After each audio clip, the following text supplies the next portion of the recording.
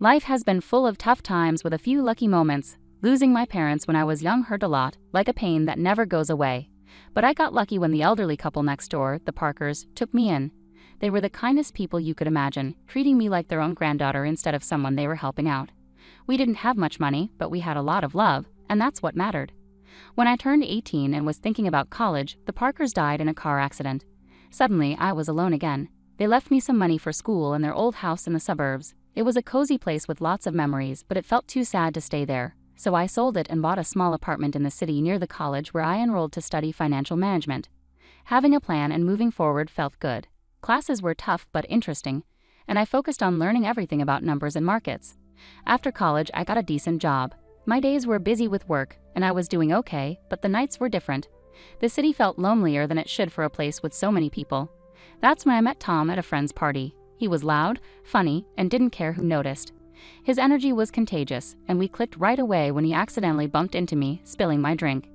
"Hey, watch it," I said, more surprised than angry. "My bad. Let me make it up to you. What were you drinking?" Tom said with a big grin. "Beer, just beer," I replied, trying not to smile too much. "2 beers, coming right up," he shouted over the music as he headed to the bar. That was Tom, simple, straightforward, and no fuss. We spent the whole night talking about everything and nothing. We found out we both loved old movies and hated sushi. Talking to him was easy, and when the party ended, I didn't want to say goodbye. A year later, he proposed. There were no dramatic gestures, just him, me, and a ring he awkwardly pulled out of his pocket while we were watching TV. "Marry me," he said, holding the ring so tightly I thought he might crush it. I laughed, not because it was funny, but because it was so typical of us. Perfectly imperfect. "Yes, of course, you big goof." Getting married didn't change much at first. We were the same, just officially a couple, which felt right. We settled into life together in my small city apartment, still close to the hustle but now with someone to share the quiet moments. Life felt full, and for the first time in a long while, the evenings didn't feel so empty. Settling into married life had its comforts, but life has a way of throwing curveballs. Tom's parents, Mr. and Mrs. Dawson, were wonderful. They lived in a cozy suburban home and welcomed me with open arms from the start. I could see where Tom got his easygoing nature. Their warmth was a balm for my heart, which still ached from losing my own family. "I'm so happy you're part of our family now," Mrs. Dawson would often say, squeezing my hand with such kindness that it warmed and overwhelmed me at the same time. "Thank you. I really appreciate how welcoming you've been," I replied, feeling genuinely grateful.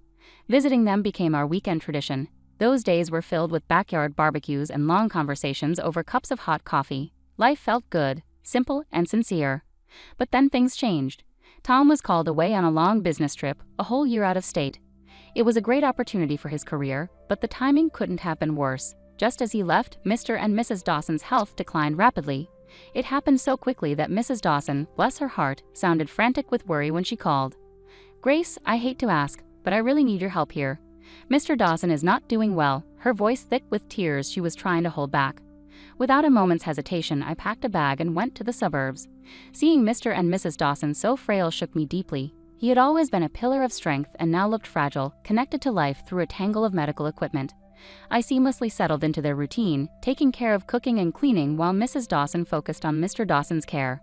In the evenings, I sat by their side, reading aloud his favorite books, often finding him asleep before I finished a chapter. "Thank you, Grace," he'd whisper on the good days, his voice a mere whisper of its former strength. "It's my pleasure, really," I'd reply, squeezing his hand gently, hoping to offer comfort through my touch. One quiet afternoon, as I was chopping vegetables for dinner, Mrs. Dawson sat down at the kitchen table looking older than her years. "Grace, I don't know how to say this, but we're in a bit of a bind," she began, nervously twisting her hands together. "Mr. Dawson was the main earner, you know, and with him like this?" I set down the knife, giving her my full attention. "We're in a tight spot, honey. I hate to ask, but could you consider renting out your apartment? It might help us get through this rough patch," Mrs. Dawson said, looking down with clear embarrassment. I didn't hesitate for a moment. "Of course, Mrs. Dawson. I'll take care of it right away," I said firmly, wanting to ease her worries. The apartment rented out quickly, and every month I faithfully sent the rental income to Mrs. Dawson, along with money for groceries and bills. It wasn't easy. The commute to my city job became a daily struggle. But family sticks together, right? That's what I kept reminding myself, even on the toughest days. "You're a lifesaver, Grace," Mrs. Dawson would often say, her relief palpable each time I handed over the money. "It's what family does," I'd reply, though some nights, lying in the guest room and hearing distant sirens from the city, I couldn't help but feel the weight of my responsibilities. Harry's calls were my only relief, his voice a connection to another world. "How are things going, Grace? Are you managing okay?" His concern was always clear, even through the static of our long-distance calls. "We're managing. Don't worry about us," I would say, forcing cheerfulness into my voice to ease his concerns. Life at the Dawsons took a sharp turn when Emily, Mrs. Dawson's daughter from her first marriage, unexpectedly showed up. The atmosphere changed instantly. She had a presence that felt like a cold draft sneaking under the door. I didn't know Emily well, but I'd heard enough from Harry and seen her tense visits with Mr. and Mrs. Dawson. My days were already stretched thin with long commutes and caring for Mr. Dawson, who was now bedridden and declining rapidly. Emily's arrival added a new layer of tension. It was clear she planned to stay, making herself at home as if she owned the place. One evening, after a particularly tough day, Mr. Dawson motioned for me to come closer, his voice a strained whisper. "Grace, you need to watch out for Emily. She's not a good person," he said, his tone grave and urgent, sending a chill through me. "I understand, Mr. Dawson. I'll be cautious," I promised, though I wasn't entirely sure what I was preparing for. True to Mr. Dawson's warning, Emily wasted no time asserting her authority. The first indication came one morning when I found her in the kitchen, a storm cloud over the breakfast nook. "Just so we're clear, I'm not here to play housemaid or chef for anyone," she declared sharply, sipping her coffee and eyeing me as if I were intruding in her mother's kitchen. I was taken aback but kept my composure. "Okay, Emily, I've been handling things so far, and I can continue," I replied, trying to keep the peace. "Good, because I don't plan on lifting a finger. This is Mom's house, after all," she snapped back, her eyes challenging me to object. From then on, Emily ensured her presence was felt, but not in a positive way. She ordered takeout only for herself and her mother, leaving their empty boxes for me to clean up. Her disdain was clear and hurtful, but I endured it for Mr. and Mrs. Dawson's sake. "Grace, why don't you join us for dinner tonight?" Mrs. Dawson suggested one evening, a rare moment of warmth in her voice. Before I could respond, Emily interjected sharply. "Mom, Grace has been busy all day. She probably prefers eating later," her words laced with false concern, yet the message was unmistakable. I wasn't wanted. The days grew more difficult, my workload increasing. Emily's entitlement pervaded every corner of the house. At night, I could hear her whispering with her mother, poisoning her against me with her words. Mrs. Dawson, once kind and understanding, began to change, her demeanor colder, her gratitude less frequent. A couple of weeks later, Mr. Dawson passed away. The funeral was somber, with Harry flying in just in time to bid his farewells. It was the first time in months we were together, and having him by my side brought a sense of relief. Yet amidst the grief, I sensed a significant change at the Dawson home. Emily suddenly behaved impeccably, treating everyone with forced politeness. "How have things been while I've been away?" Harry asked quietly during a brief moment alone after the service. "Fine. Everything's been fine," I lied, forcing a smile. I didn't want to burden him further. His own grief was already too much to bear. "Are you sure? You look exhausted," he pressed, concern etching his brow. "It's just been busy, helping out around here," I reassured him, avoiding his gaze.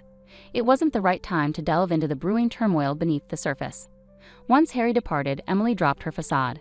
The guise of a caring sister vanished, replaced by the familiar sneer and dismissive attitude. The atmosphere in the house shifted drastically. Perhaps consumed by her own grief, Mrs. Dawson grew distant and cold toward me. Orders replaced conversations, and I began to feel more like an intruder than a member of the family. Emily took control of the household as if she were the lady of the manor, showing little regard for anyone's feelings but her own. She started barging into my room without knocking, rifling through my belongings as though searching for hidden treasure. One afternoon, while seeking solace in the garden, I stumbled upon a box hidden among the shrubs. Curious, I opened it only to discover my watches, jewelry, and even some of my underwear inside. My heart sank. Nearby, I found several of my dresses tossed carelessly over a bush. Anger surged through me. Clutching the box tightly, I stormed back inside, finding Emily lounging in the living room as if she owned the place. "What on earth, Emily?" I demanded, my voice trembling with fury. "You can't just throw my things out like this." Emily laughed coldly, the sound echoing mockingly in the room. "You live here? Please. You're just a guest, and not a welcome one at that. You should be out in the garden or better yet, on the street. You're nothing but a freeloader anyway." Her words cut deep, like salt in a wound. I couldn't believe the venom in her voice. Shaking, I turned to Mrs. Dawson, who had just entered the room. "Mrs. Dawson, please tell her she can't treat me like this. This is supposed to be my home too," I pleaded, my voice cracking with emotion. Mrs. Dawson, once gentle and kind, now looked through me as if I were transparent. This is Emily's house now. She's right, Grace. Maybe it's time you found somewhere else to live, she said coldly.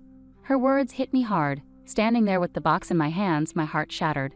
The home I had grown to love, the family I believed in, crumbled around me in that moment. Despite everything, I stayed because of a promise I made to Mr. Dawson on his deathbed, to care for his wife and prevent Emily from dominating her. But day by day, Mrs. Dawson seemed to adopt Emily's harsh demeanor. Her words turned cutting, her gaze icy. "You're just idling away here, aren't you?" Mrs. Dawson snapped one evening as I cleaned up after dinner, her voice dripping with disdain. "I'm doing my best to keep things in order," I replied, trying to stay composed despite the pain her words caused. "Your best?" I could hardly tell. "It seems like you're just mooching off us," she scoffed, turning away without another word. Her words wounded me deeply. I was far from a freeloader. I had rented out my apartment and faithfully handed over almost all the income to Mrs. Dawson.